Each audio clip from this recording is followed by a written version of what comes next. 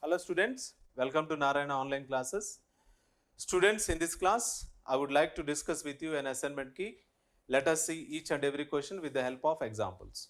Students, first question. Name the scientist who discovered ribosomes. A scientist namely George, a scientist namely George M.L. Pallard. George M.L. Pallard, a great scientist, successfully discovered the existence of ribosomes in the cells. Going to second question, students. What are ribosomes? The ribosomes are cell organelles. The ribosomes are cell organelles which are composed of RNA and proteins. RNA and proteins. What do you mean by RNA? RNA nothing but ribose nucleic acid. Ribose nucleic acid. So here these ribosomes generally converts the genetic code or genetic information, genetic code into amino acids. What is the necessity of conversion of genetic code into amino acids? If amino acids are formed, what will happen?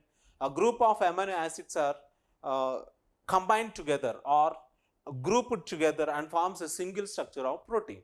So these amino acids are helping in the formation of proteins.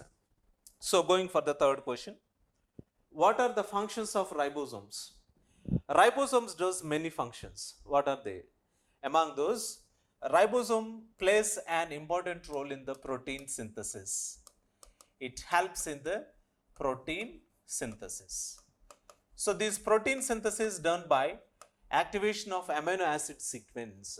In the previous question we have seen genetic code is converted into amino acid sequence. That amino acid sequence helps in the protein synthesis. So hence ribosomes are called as a protein factories. What are they called? Protein factories. So why they called so protein factories? Because the produced amino acids are collected by these ribosomes and converted into proteins. Converted into proteins. Clear, Nana? And even the ribosomes helps in the activation of certain kind of enzymes. RNAs, ribonucleic acid is, etc. Other kind of enzymes are there.